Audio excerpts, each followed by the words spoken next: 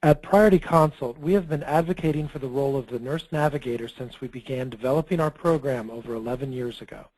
Nurse navigators are the glue that keep patients, referring physicians, and treating clinicians on the same page throughout the care delivery experience. In so many ways, they become the face of the program for nearly every stakeholder engaged within multidisciplinary programs. Hospitals with strong navigation programs tend to see higher satisfaction rates, greater ancillary capture, and of course, better coordination of care. Throughout February, we've used our website at priorityconsult.com to address a variety of topics around the development of navigation, including the exploration of what qualities to look for in an effective navigator, a review of navigator-patient ratios, and a review of how payers are beginning to reimburse for navigation services. Today, as our month of highlighting nurse navigation comes to a close, we wanted to back up and simply explain what a navigator does. I am excited to be joined by three very accomplished individuals, each of whom performs the role of nurse navigator within their respective spine programs.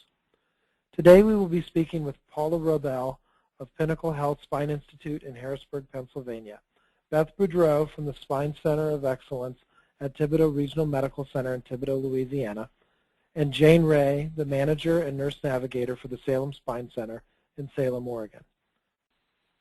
Before we start our program today, I want to take a moment to thank our webinar sponsor, Vega Healthcare. Vega Healthcare offers a free Spine Core Elements review just by mentioning this webinar.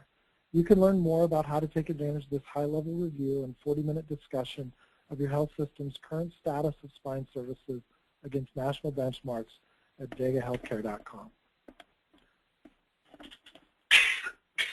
Our first guest is Paula Robel. Paula has held the role of nurse navigator at Pinnacle Health Spine Institute since the program was created in 2010.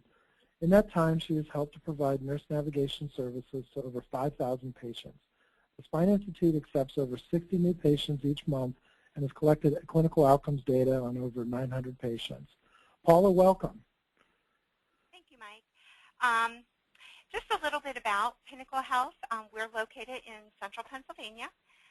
We're comprised of 4 different campuses, including 2 acute care hospitals and 1 rehab hospital. Our Spine Institute was created in 2010, and it includes an intake center, outpatient nurse navigation, as well as inpatient care coordination. Our intake center averages about 63 referrals per month. The Pinnacle Health is Joint Commission certified in spine surgery, and we do approximately 1,600 inpatient and outpatient spine surgeries per year between our 2 hospitals.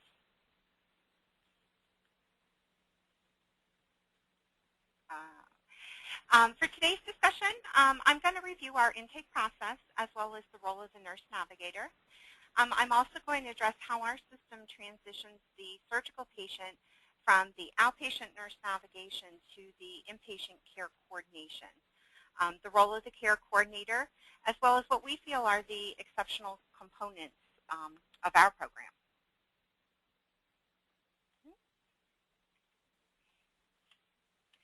The Pinnacle Health Spine Institute consists of providers from their independent private practices as well as other departments within Pinnacle Health. The disciplines within the Spine Institute work together to provide a multidisciplinary approach to treating patients with spine conditions.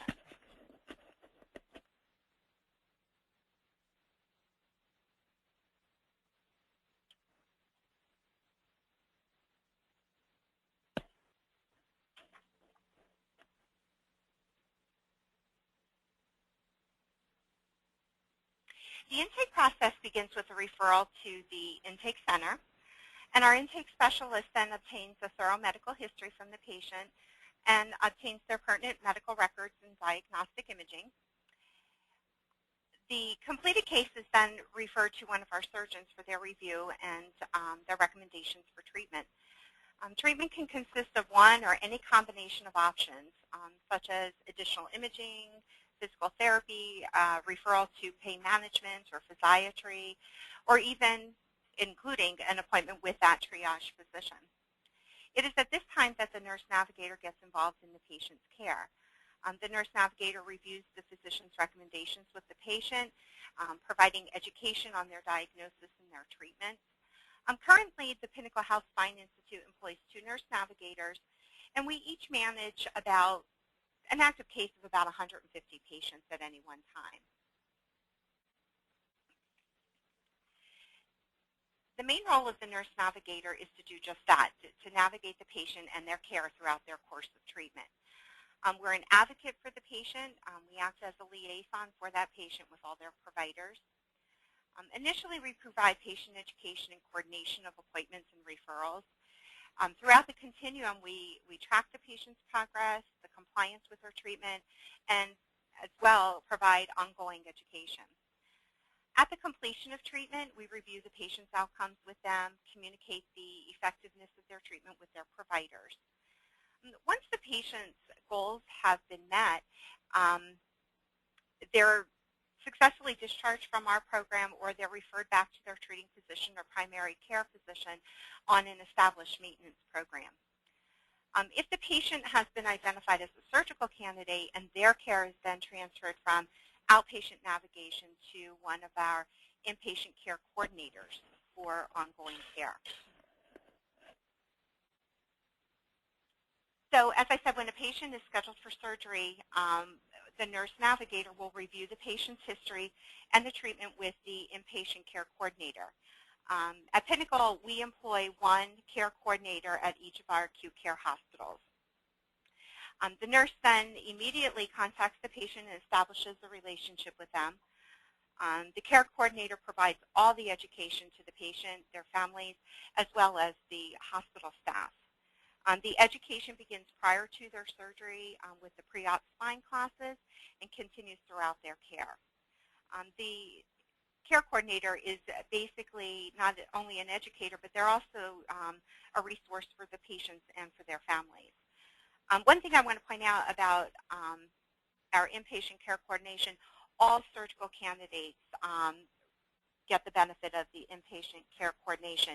Not all patients go through the intake center. Some come directly from the surgeon's office. But regardless of how they get there, they are entitled and get the benefit of all the education and care coordination. So as I mentioned, the primary role of the care coordinator is education. Our care coordinators provide all the pre-op education classes, which focuses on how the patient can prepare for their surgery, what to expect during their hospital stay, as well as what to expect post-op during their recuperation period. Post-op care focuses on complication prevention. Our care coordinators, they not only monitor the patient's progress while in the hospital, but there's a patient's liaison to all the disciplines providing care for that patient. The care coordination does not end when the patient is discharged from the hospital. Our coordinators contact the patient at 24-hour and 2-week intervals, assessing the patient's status and intervening where necessary and appropriate. The care coordinator remains involved in the patient's care until they're stabilized, or if additional services are needed, the patient's care then is transferred back to the nurse navigator in the outpatient setting. As far as our pre-op spine class, I briefly touched on this, but there's many objectives that we try to reach for the patient. We teach them and prepare them for the surgery. We teach them and prepare them what to expect during their hospital stay. Each campus has a little bit different setup, so we make sure that the information we're giving to the patients is for the particular hospital that their surgery is going to happen at. We review and how to prevent postoperative complications. We review pain management, both inpatient as well as post-discharge. We definitely incorporate the caretaker into the education and how that caretaker is going to be a benefit to the patient once they're home. We go over physical therapy and occupational therapy guidelines. We offer discharge planning, which actually starts preoperatively, and then how to care for the patient once they're home, what to expect post-discharge in those next couple of weeks to months following their surgery. The class is offered to all patients. There are occasions where the patient is, unable to maybe attend a class due to time constraints and such. So we did develop a web-based version of the class, or also a DVD. The exceptional components of our program, we feel at each campus we have a dedicated spine unit, and that unit employs dedicated staff for spine patients. We also have dedicated physical and occupational therapy for our spine patients. We really encourage family involvement from the preoperative spine class all the way through the hospital stay. Again, there's that education and coordination. At the onset of the Spine Institute, our surgeons and staff got together and they developed standardized spine orders for both campuses. So all the patients get the same pre-op and post-op orders. And we're constantly looking for ways to improve our process and improve patient outcomes. So in summary, basically, what are the benefits of navigation and coordination? I think the benefits are the same for both. For the patients, it's definitely the education. They are educated on their condition, their treatment options, which allows them to be an educated consumer of healthcare. They have a liaison for them who communicates to all their medical providers. They have an advocate working with them and for them, providing support along the way, giving them education, which leads to decreased post-op complications and decreasing readmission rates, thus increasing the patient's overall surgical experience. So what are the benefits to the navigator or the coordinator? I think it's just knowing that you have made a difference in someone's life. You've provided guidance and support. You've taken an unpleasant experience and made it more desirable with some better outcomes. One of the things I just wanted to share with you, and basically it's just how did we make a difference? There was an elderly gentleman that came through the Spine Institute, and I had him in outpatient for about 6 months. He received all kinds of conservative treatment, which failed in the end, and he ended up being scheduled for some spine surgery. And 2 weeks before his surgery, he found out from his niece that he had to move.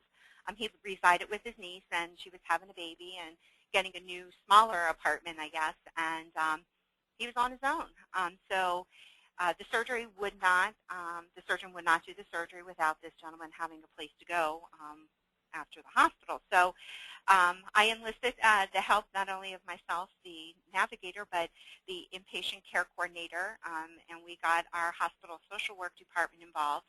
And we worked together to find this man an apartment that was handicap accessible. We assisted him in getting transportation for his pre-admission testing, get him to the spine class, and then we began to work on a discharge plan even before he was admitted for his surgery. He was provided with all kinds of community resources so he could arrange additional transportation, Meals on Wheels, in addition to another company providing things for his apartment that he needed. So it's been about 2 months since his surgery. He continues to call every week with an update, letting us know just how appreciative he is for what we did for him at the Spine Institute. And it really would not have been possible without all the disciplines working together, with our main focus being on the patient having a positive experience and a positive outcome. That's awesome. I'm sure that that's a story that referring physicians and others are going to enjoy hearing as you go out and promote what you can do. A couple of questions for you, Paul, if you don't mind, before we move and speak with Beth a little bit. You're using the terms nurse navigator and care coordinator, not interchangeably, but specifically to define individual roles within your program. Can you just talk a little bit about kind of how that came about, and is there ever any confusion on the part of the patient as to, I worked with Paula for a while and now I've got to work with Margaret, or anything like that, or how do you manage that? What I explain to the patient from the outpatient perspective when I'm ready to make that transition, I educate the patient as to, our roles are basically the same, our titles are a little bit different. We focus a little bit on little bit different things, but we all have the same goal in the end. And so by explaining to the patient what is the next step in your care, they're all very comfortable once we say, you know, you're going to be talking to another nurse, and here's her name, here's her number, and this is what she's going to do for you. The transition is just very smoothly, and there doesn't seem to be any confusion on the patient's part. Excellent. Thank you. Beth, I'd like to bring you in and get your perspective on things for a moment. Beth Thibodaux is the nurse navigator for the Spine Center of Excellence at Thibodaux Regional Medical Center. She's held this role since the center opened in 2009. In that time, Beth has personally navigated over 3,000 patients and collected clinical outcomes data on over 800 of those patients. Beth, welcome today. Okay, good afternoon. I'm going to speak to you today about how to facilitate outpatient care and also how to manage the collection of clinical outcomes data.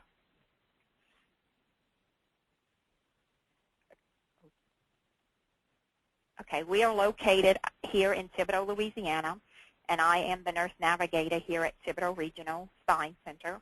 I have served as nurse navigator since 2009.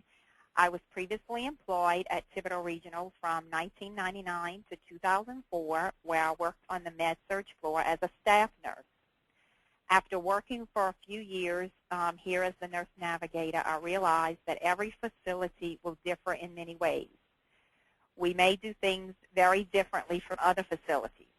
We're located in a small community, so as time went on, I learned that I had to fix the navigation and collection of outcomes to fit our population. The Spine Center is part of Thibodaux Regional Medical Center, which has 185 beds, and we have a Level 2 trauma center. We currently have 3 neurosurgeons that are hospital employed. We have 1 PM&R doc and 1 neurologist that are independent practitioners. And we also have a director of the Spine Center. Our average referral per month is 89, and the total referrals for 2012 was 1063. We have a high base of self-referrals down here, and that is due to our small community. We also have referrals which come from Thibodaux as well as several surrounding areas within about a 50-mile radius. The nurse navigation activities. First, I receive the referral either by phone or fax. I call the patient and I collect their signs and symptoms that they are experiencing. I ask them about any previous treatments, diagnostic studies. I get their medical history and their current work status. After the intake is collected, I collect the MRI and any pertinent tests and forward it for review. My job now is to facilitate navigation. I also collect the outcome data on the initial intake to get a baseline. Next, I then educate the patient on our Spine Center process. I tell them what to expect when they come for the appointment, the location of the office, and I answer any questions that they may have. The triage process. After Dr. Cowan reviews the patient, I call the patient and review the treatment recommendations and provide education on his clinical impression. If the patient is in agreement with this, then I schedule the appointment with the recommended spine specialist. I also call the referring doc, and I also fax the letter to them of the appointment. If the patient is going to surgery, I do the same. I'll call the referring MD, let him know the surgery date, and I also back it up with a letter. The ongoing navigation. I track all patients and their progress. I coordinate the referrals, and I contact the patient regarding these referrals. I do the authorizations for the MRIs, the epidural steroid injections, and therapy. I follow up with the patients to check on their progress for therapy 1 week following their start, just to make sure that things are going smoothly. I check up on the patients the day after the MRI is done, just to make sure that it was fully completed. And also when they have an epidural steroid injection, I check up on them the day after. For our surgical patients, I call the patient 1 week after surgery, and I remind them of their post-op appointment as well as check on them. I also call the patient after all their post-op visits, and I try to coordinate the call with the outcome form so that it can be completed on one call, because I don't like bombarding them with so many calls. Again, I call the doctor and I send letters to them on all the patient's progress at certain intervals. After discharge from their conservative treatment or discharge from surgery, I began calling patients 4 or 5 weeks after their discharge, because I began noticing that especially after the conservative care treatments, patients were tending to return 3 or 4 weeks later.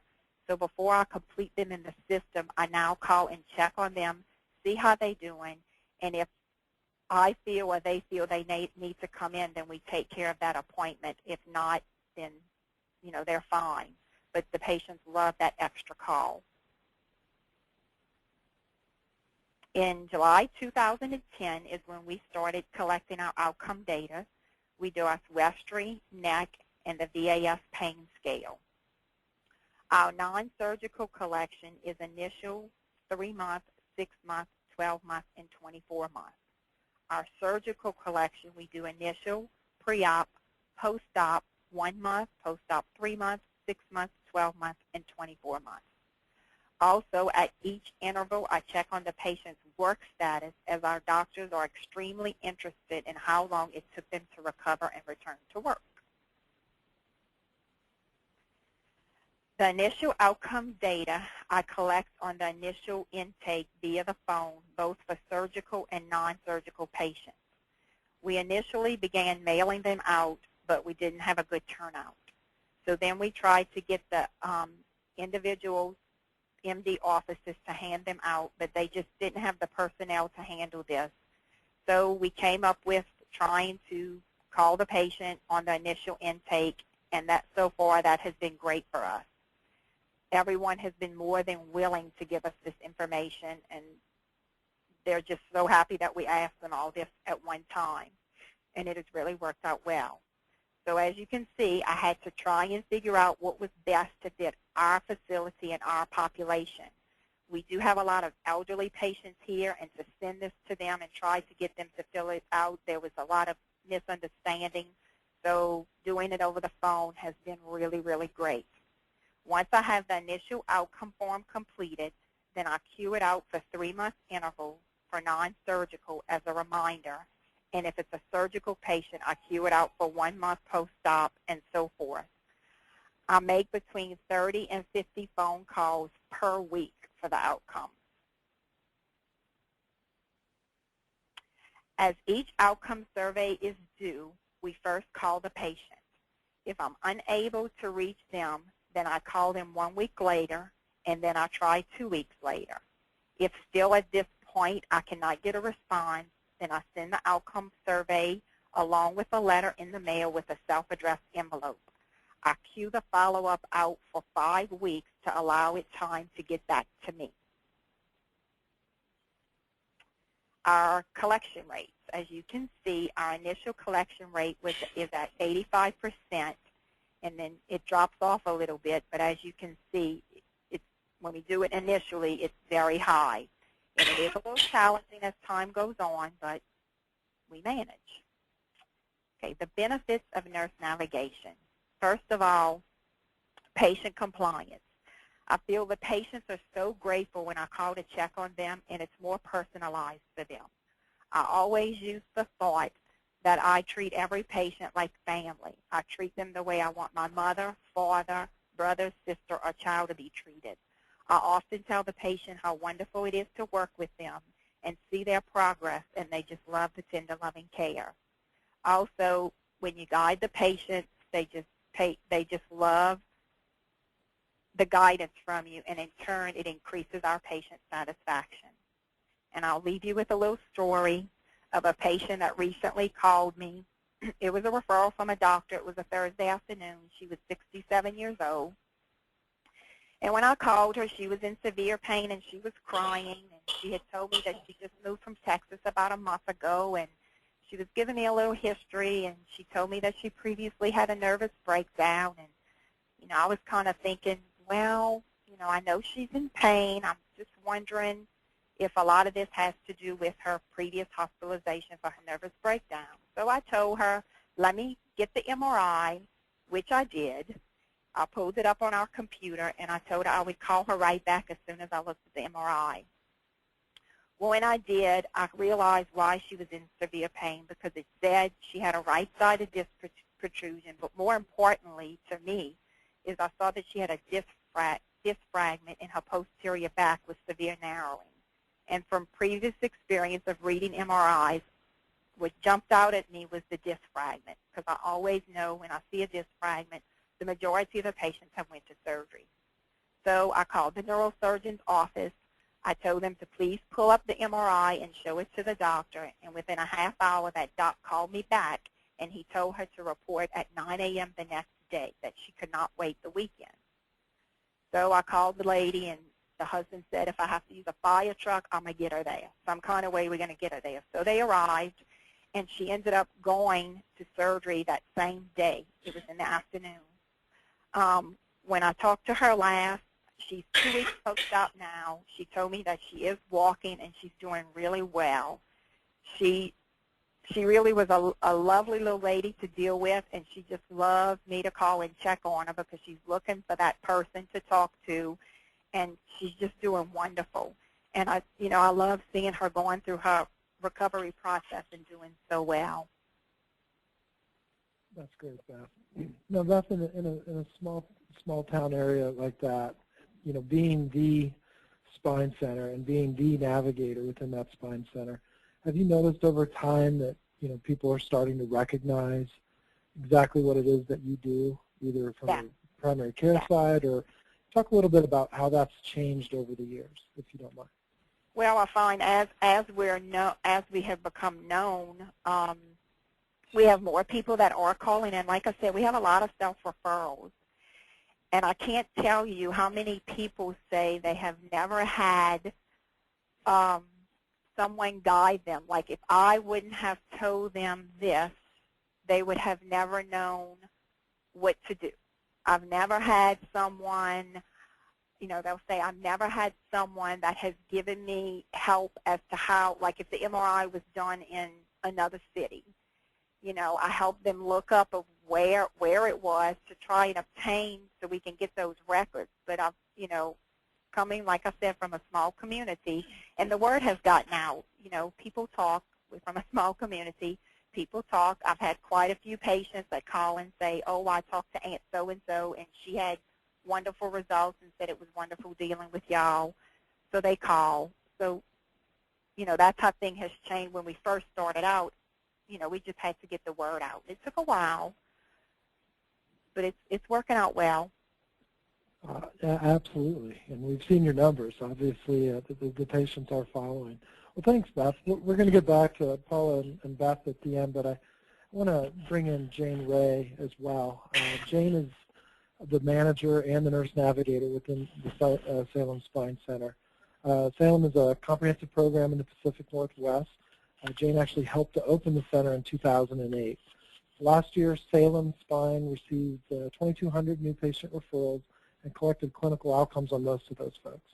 Like our other centers represented today, they have received Blue Cross Blue Shield Center of Distinction. They've also initiated efforts to meet Joint Commission accreditation for their spine program. Jane, that might be a different webinar down the road. I'm looking forward to hearing your perspective on this topic. So if you like, please tell us how it works in Salem. Okay, well, thank you. Well, I know there may be several callers that already have a spine center established, so I'm just kind of going to review a little bit about what we do here at Salem. So as we all know, there are many different ways a spine center can be developed, and as each of your centers grow, modifications to the initial program design occur, and as you begin to obtain buy-in from participants, including both the independent and employed practitioners. So this slide is a representation of how our spine center works with many different entities, and it's been quite successful.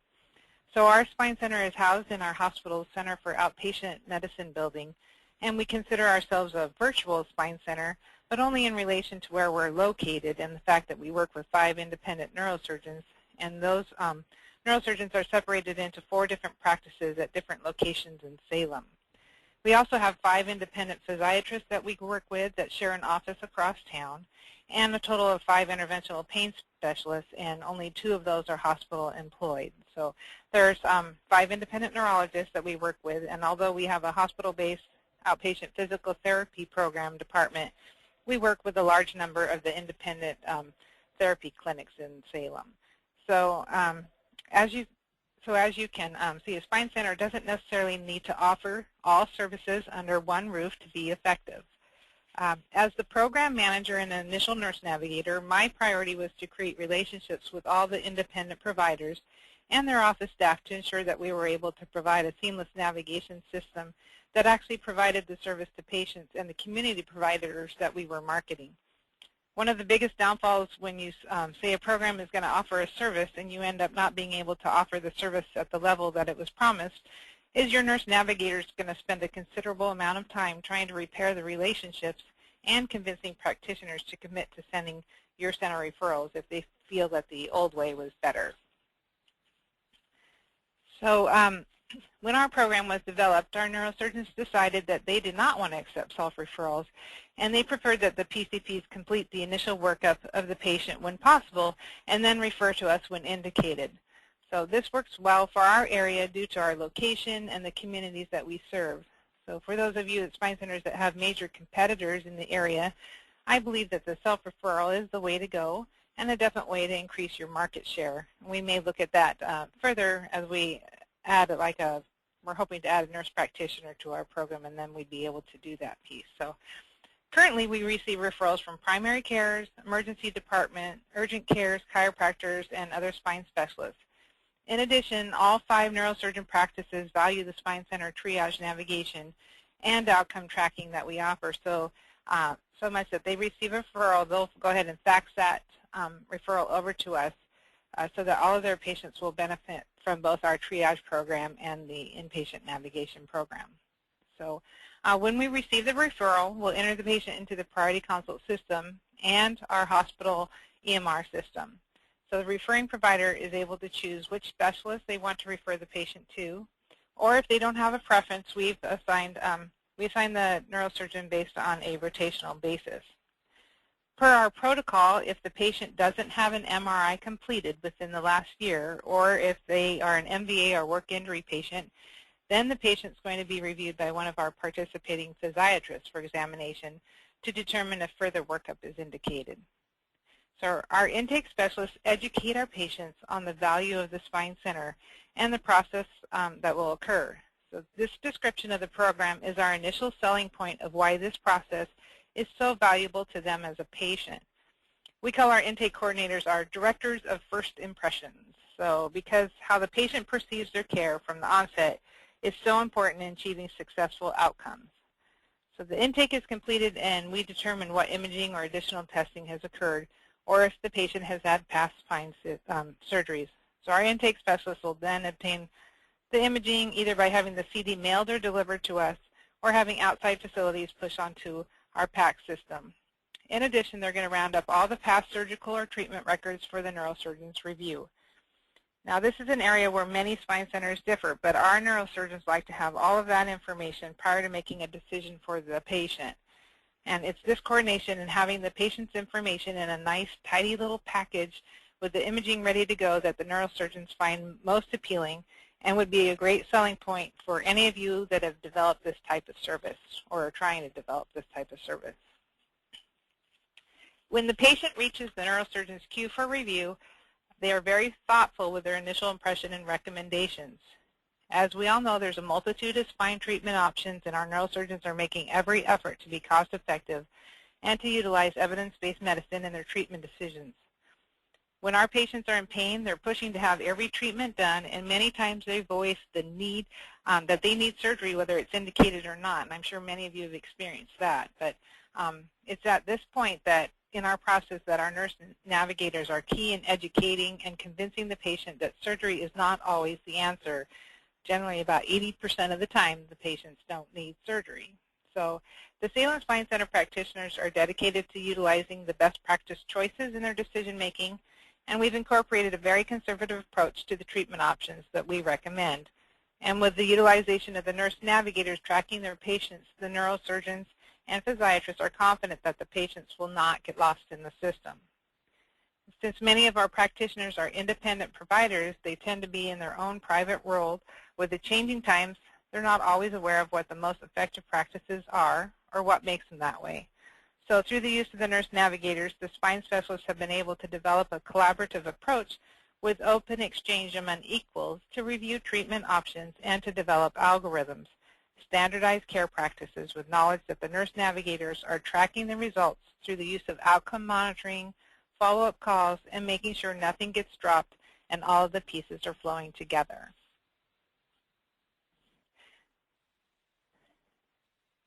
Next. In stage 2, the patient enters into the nurse navigator's queue. So like the other ones, our navigator will review the recommendations and then contact the patient to discuss the spine specialist recommendation. During that time, the nurse educates the patient on their underlying condition as well as the treatment options that are recommended. If the spine specialist recommends additional imaging that they need either before an appointment or before they can make a decision for the patient, whenever possible, we will obtain the insurance authorization for the patient and arrange the imaging appointment. So this helps to expedite the imaging process, and the patient generally knows within a matter of minutes that we have auth in place and they're scheduled with a date, time, and the facility of their choice. We will also assist with a referral to physiatry, interventional pain, and physical therapy as indicated. The neurosurgeons are able to select which provider they wish to refer to, as many of them have established, not partnerships per se, but relationships with those providers. And so, but if not selected, we will assign them on a rotation system or per patient preference if they've gone to a provider before. If the patient insurance dictates that the primary care doctor needs to be the one to obtain the authorization and refer the patient for any recommendations, then our nurse navigator will contact that office to help facilitate the process. So our ongoing navigation process is facilitated through the use of the Priority Consult software. And we have an ongoing queue, and the patients can be sorted either by dates that we select for follow-up or reason or type of follow-up. So I believe the ongoing tracking is one of the most individualized areas per center. So how much follow-up the center can do certainly is dictated by the number of referrals and patients you are tracking as it relates to the number of nurse navigators you have in your program. So we decided not to track patients that have appointment with a neurosurgeon as a impression and disposition. Basically, on those patients, we facilitate moving the patient to the scheduling queue for the individual office. And at that time, the neurosurgeon office manages their own patient. However, they do enter the appointment into Priority Consult so that, that we get the notification and we can notify the referring practitioner from our end. In the event that surgery is scheduled for the patient, then our navigator picks up those patients off the surgery schedule and enters them, the surgery into the system, and then they're entered into our surgical patient program. So what we actively manage is the patient testing, interventional pain, physiatry patients, and one of the areas that we are attempting to follow closely as to practice patterns, effectiveness of treatments, and outcomes is our interventional pain specialist. So I'm generally tracking on average over 100 active interventional pain patients at one time. So while we're monitoring the patients, we will be updating the referring practitioner via fax reports and letters at the appropriate intervals. Now, Jane, something that isn't on this slide, but I know you do, and it's similar in a little ways to Pinnacle, you have a pretty heavy inpatient presence, at least individually, including rounding patients. Is that correct? Yeah, that is correct. I'm involved in all of the interdisciplinary care rounding on the patients on the inpatient side. So each morning we round, we have a meeting at the interdisciplinary board where we review patients. I'm able to help tell any discharge barriers that may be happening, that sort of thing. And in addition, I round with my inpatient navigator and the nurse manager of our neurotrauma care unit where our patients are housed. And with that, I'm able to meet the patients that I've triaged or we've triaged through our program and have seen us through the whole process just to kind of get a feedback from the patient how the program was, if there's any things that we can change for our program, and we get to hear the patient stories, and they just feel a lot of plus the fact that at that time when I'm seeing them in the hospital, I'm also going to be telling them that they're going to see my name for the next 2 years, because I'm going to be sending them outcomes. And with that, then they're, oh, yeah, the outcomes, yeah, absolutely. I knew I recognized your name for somewhere. So that's been really helpful to do that piece, and it's just a nice closing touch with the patient. But you weren't doing that from the very beginning, right? You had to get some support. Well, actually, yeah. Well, in the very beginning, before our referrals grew, I actually did go in round on the patients that I had navigated through the system. But then, as our referrals got more, then I couldn't do it because I had to focus on the patients just coming through the program. I just didn't have the time. So when we were able to hire the inpatient navigator and then an initial navigator to help here in the triage center, then I was able to incorporate that back into my routine. And in addition, on Fridays, our medical director of the program, he actually rounds with us on all the patients that have had come through our Center of Excellence program and classes and that sort of thing. The only ones he doesn't round on with us, obviously, are his patients, because he doesn't want to make them be biased towards him. So he rounds with us, and and actually it's funny, kind of some of the stories that we get from him, or that the patients tell our medical director. So he has a really good sense if a patient's kind of reluctant to share something. He's quite personable, and he's able to kind of bring things out. And I think the patients really enjoy seeing another physician that's taking such a vested interest in a program to make it happen. So that's what we do on Fridays. Great. Yeah. And it helps with outcomes, you say, to have that relationship. It does help with outcomes, yeah. And then also it helps kind of get my patient stories, for future stories. Like yesterday, we ran on a patient that had surgery back in 2010, and they didn't go through our program, but and then just recently he did. And even though he had the same surgeon the previous time, he was thrilled with the changes that had occurred with our program, starting with the initial screening of our triage program to the pre-op class and the follow-up on the floor. He said that it's just been such a great change, and it's just an excellent program. And patients really sell your program. And he even said to us then, he said, he knows if he knows anyone that needs back surgery, he knows exactly where to send them. So I mean, it's all word of mouth that makes your programs grow. So that's so once we've discussed with the patient the spine specialist recommendation, then our navigator lets them know that our spine specialists are very interested in tracking the improvements they've made, and we'll be sending them several outcome surveys via the mail at selected intervals that we'd like them to complete and send back. So along with the outcome surveys, we also refer them to our website where they can watch videos that relate to their condition, and we send a colored printout of that initial impression as well to help reinforce the education our navigator provided over the phone, since sometimes our patients don't necessarily have access to the internet. So currently the outcomes that we gather as part of our program are pain utilizing a numeric pain scale, the modified Oswestry Disability Index, and the Neck Disability Index, return to work status, patient's perceived % of improvement, and the patient satisfaction. So we're similar to Beth. We conduct the surveys at the same intervals that she mentioned before.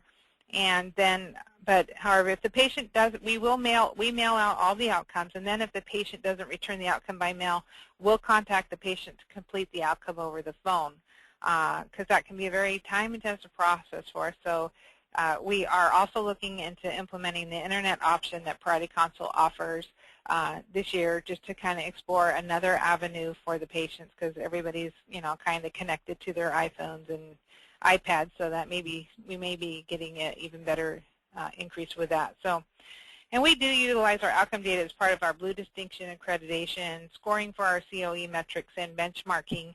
In addition, we're using the outcome reports to assist us with a peer review process for practitioners with all of the participating providers. So, and let's see, recently Also, it was interesting that you mentioned that Rachel's going to have a blog out there on Priority Consult about insurance providers, because I did meet with one of our large insurance providers, and they've indicated that they are going to start requiring functional outcomes in the form of oswestry to be collected at pre-op as part of the authorization process, and then to be reported again to them at the post-op 6-month interval. So I was glad we already have this process in place, and the navigators really helped to increase the percentage of returns on those surveys. And I imagine we'll start to see this as a standard with insurance companies as we see more comparative effectiveness data being utilized. So the intent for this company is that our outcomes are going to be benchmarked against all participating providers to establish more of a gold star system for services and providers. So that's something for you all to keep in mind. So this is just a view of one of the many reports you can have when utilizing Priority Consult's outcome feature. So this report is based off of my oswestry and neck disability functional outcome surveys. Our inpatient nurse navigator utilizes this report to trend over time to see how our patients are doing, as well as the 6-month report. Like this report serves as our metric for the reporting to the Joint Commission for data collection, and then it's also our peer review trigger for anybody that declines at that 6-month interval. Then we will contact that patient, either get them back in the process, or we look at all of the different treatments that the patients had to report out to the different practitioners if they've fallen off of our algorithm. So this report's kind of a sample report that shows our response rates for the surgical outcomes at the post-op 1-month interval. We didn't begin gathering post-op 1-month outcomes till January of last year, and then the inpatient nurse navigator was hired in February. So as you can tell from this report, we've seen a definite improvement in collection rates. It's always easier to get patients to respond during the earlier phases of treatment, but we have seen a trend upwards in all of the collection intervals with our nurse navigator's efforts. So just another example of the many ways that a nurse navigator can enhance your program. Now, Priority Consult recently conducted an internal survey of the spine centers utilizing their service to find out the common nurse navigator to patient ratios. So there were about 23 programs surveyed with that, and our program triage, 2,200 plus patients in 2012, and I have basically 1.5 FTE nurse navigators for my triage program, because I kind of serve as that 0.5 FTE. Now, when I have a lot of management things going on, then my nurse navigator feels like it's only a 1.0.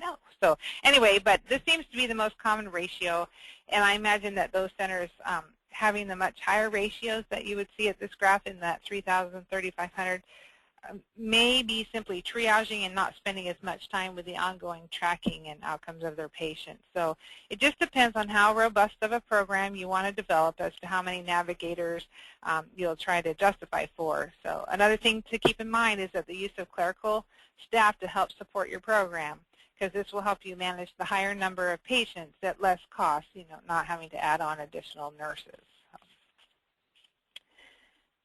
And then everybody, once in a while I get calls on, our return on investment and just basically how to justify for spine triage navigation and the spine center itself. So one of the major return on investments that I concentrate on is increasing referrals to our program. And as you can see, our referrals have been on a steady incline each year. Another type of return on investment that we monitor for is justification, is the downstream revenue that the navigators create, including the imaging, physical therapy, chronic and interventional pain program referrals that are hospital-based. We utilize Epic at our hospital, and I enter all the patients into Epic in order to create the MRN number if they're not already there. And then I'm able to pull that patient information from the Priority Consult triage system, and I send that to finance to generate my downstream revenue report. So, like, for example, my net income for downstream revenue from 2011 was over $2 million. So it doesn't take long to obtain buy-in from your administration when you're justifying what effect your navigators have on the bottom dollar. So, in addition, freeing up the neurosurgeon offices of the non-surgical patient, like I said, 80% don't need surgery. So that's really lended itself to them seeing more surgical patients, not having to spend time with the other ones, and so the increase in surgical volumes over the first 4 years of our program has also been a definite return on investment. So we've developed several algorithms to utilize within our spine center. Now this one is actually the acute cervical and lumbar back pain algorithm, and it's one that we've been using in our educational and partnering program that we provide the primary care doctors in the community. So this one just provides a general overview of the basic steps that you can take in directing their patients to the most appropriate care, as well as showing them the optimum time to refer the patient to our spine center. So, and on the right-hand side, you'll see the overview of the red flags that they should be looking for, so that then they would know that that's something that needs to be escalated, as well as we always look for those red flags when we're doing the intake process. So Dr. Collada, our medical director, and I meet with the providers at the offices to review this information in person.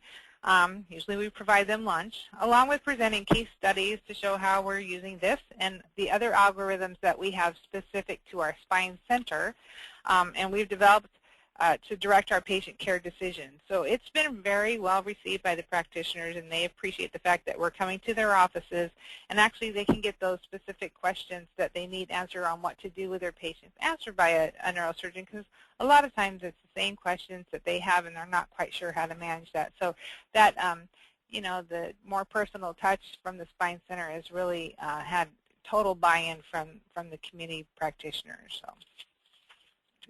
Hey, Jane, Now, I want to make sure that we, real quick, that we have enough time to answer a couple questions, but I really want to talk about the affinity group. Do you mind if we flip to that just for a second? You bet. You bet. Yeah, because we do have like 3 groups. You can say we do have 3 councils that we utilize that do all kinds of great things.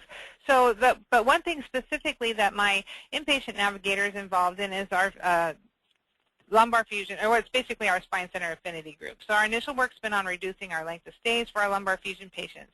And for those of you who are not familiar with affinity groups, they're basically physician-led groups focused on standardizing care in order to reach a financial goal. So our navigators, the operational lead, like I said, and she's this group identified that one of the main opportunities was to increase revenue was with coding and length of stay for our lumbar fusion. So this slide demonstrates our assessment of the current situation, basically what was happening, what should be happening in the gap.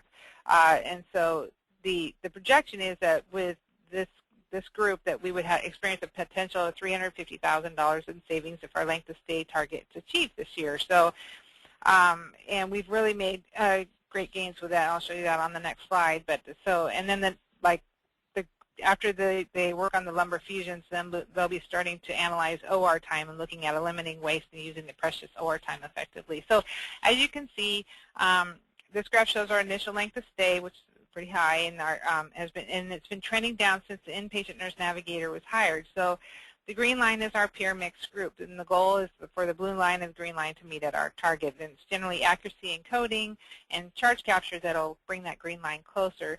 But as you can see, we've been making gains as well since the Affinity project was started. And actually in January, our length of stay is now down to 2.64 on our single lumbar fusion. So they've really done great work there. So as we've improved the efficiency and collaboration by utilizing the nurse navigators, this helped to align our surgeons and obtain buy-in for all of the cost-saving initiatives that this group is proposing. And they're focused on all of the affinity group initiatives, peer review and responsive to coding, and the documentation standards that's required. So, and then, okay. That's great, Jane. And you know, we've got a few more minutes left, and I'm going to let Jane take a glass of water, drink of water, because I've made it. Sorry. No, that's great. Beth, we had a question pop up while you were talking about. And this is a question from Gina, and she wanted to know if you're an employee of the hospital or the group, and I could go ahead and answer that. All 3 of our navigators here are employees of the hospital-based spine program. But talking about pre-authorization, and the question basically gets to how can you do pre-authorizations if you're not calling from the actual referring physician's office? And this may be a by-payer scenario. Would you talk a little bit about how you make that work? What happens is they send me the office notes of the office visits, whether it's the first, second, whatever. They send me all the information I need, and that's basically how I do it. I have the physician's typed office notes in front of me, before I even attempt to pre-cert. Does that answer? Because it has, I know what conservative measures they've done basically by the intake, and also if they saw Dr. Cowan, let's say they saw Dr. Cowan, he recommends 4 weeks of therapy with him from the office notes. I know when they initially called me, and then he'll put that they went to therapy and what medications he put them on at that time. And so I have all the information right there in the notes that they faxed to me to pre-cert. Do you find that on occasions you have to go to the referring physicians for those all-important signatures, whether it's therapy or maybe in some cases imaging requires a little extra? And that might be a question for all three of you. Do you find that there's a need to understand who the payer is and then change your patterns accordingly? Absolutely. I mean, go ahead, Beth. Go ahead. Yeah, many of the insurances have very specific requirements that the primary care be the one that's the ordering practitioner. So at Salem, we send a letter with the impression and also contact the office to tell them what the neurosurgeon is recommending, and they need to help us with that authorization piece. Paul, how do you keep it straight with two navigators sharing patients? Or what's your process for that? Especially around things like authorization.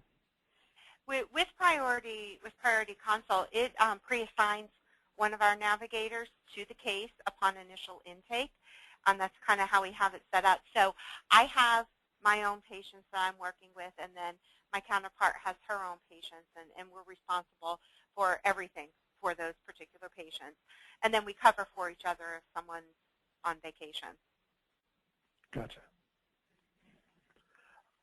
With a couple of minutes left, we had asked registrants to submit questions in advance, and there were a lot of folks who were talking about wanting to start a program up. So maybe before we end the meeting today, and I think we'll be right about on time, we'll go in the same order of Paula, Beth, and Jane. But to help us with maybe one or two ideas for those who are just getting started, whether it's about selling the concepts of navigation to administration, or just designing a program that's sustainable in the first couple of weeks, in particular a couple of months. It struck me when Jane mentioned that the worst thing you can do is overpromise on something like this. So maybe a couple words of advice for those who are just getting started. Paula? I would say, just from my experience, I think it's having the right people in the right positions. I think we're very fortunate here at Pinnacle that we, with our nurse navigators as well as our care coordinators, they all had backgrounds in orthopedics and spine, as well as in the outpatient sector. We were case managers prior to assuming this role, and I think that the role of a case manager and the duties of a case manager are very similar to those of nurse navigation. So I would say that's probably one of the keys when you're looking at starting a program. You want to have the right people in the right positions. That's great. And I would concur with what Jane said is when you're out there selling your product, not to overemphasize or set the expectations so high that you cannot meet that. I think you have to sell your product based on fact, based on best practices, and what you can provide, and build on that then. Because you can always go back and promise more later. Exactly. Make yourself look good the first round. We tell every new program the same thing, and sometimes the folks even listen to us. That's great. Thank you. Beth, did you want to add anything from your perspective?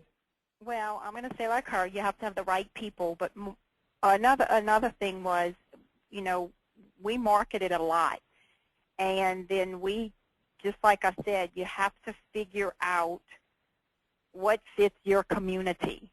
And, we all from different places. We all have different types of people.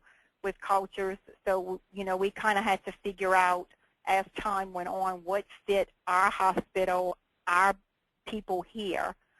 And that's kind of how, it took a while, but that's kind of how we started off. And, then it eventually took off. That's great. Jane, you want to have the last word? Yeah, well, with mine, I had to implement the program from ground zero, and I had only ever worked in the inpatient in the hospital for 25 years. So actually for me it was hiring somebody that was very familiar with the outpatient setting, doctor's offices setting. So the fact that I hired somebody that had knowledge about the insurances and the insurance authorization piece, coding, referrals, how all of that worked, because she was invaluable to me as far as things that I didn't even think about when I was starting the program that I needed to make sure. And basically just the feelings of what the referrals and how these doctors might take this type of program. And the second thing real quick would be that I definitely want to start out with a test group, start out with one neurosurgeon office that you're going to do this with. Make sure you get all the kinks out with a small population and then move on. So don't do the Big Bang Theory, I'd say. Very good. We have the pleasure of working with, I think we're up to like 45 or 46 spine centers, and the Nurse Navigator is a common element of every one of those programs. And every time I get a chance to visit the program, this really is the role that I always count on to make a program successful. You guys are the face of the spine center for so many different people. The patients, of course, which we've talked about quite a bit today. We could have spent an hour probably talking about how you interact with the docs and make them feel comfortable with sharing their patients with the program, referring physicians and, gosh, employers and everyone else out there. Your role is so critical to what happens in these programs, and I really appreciate the chance for you guys to talk about your 3 programs today. You've all done wonderful jobs, and I hope that our attendees for the webinar today have learned something. We're going to do this every month. Next month, we're going to shift away from nurse navigation and focus on clinical outcomes. That's another very popular topic that deserves quite a bit of attention. So I invite everyone to stay tuned to our website for blog posts and case studies, and obviously the next webinar, which was always going to be the final Wednesday of each month. And look forward to seeing you all again. So thanks again, guys. Paula, Beth, and Jane, you guys did this on your own time, and I know that I learned a lot just from listening to you, and I assume everyone else did as well. So thank you, everyone, and hopefully we'll see you again next week or next month. Bye-bye.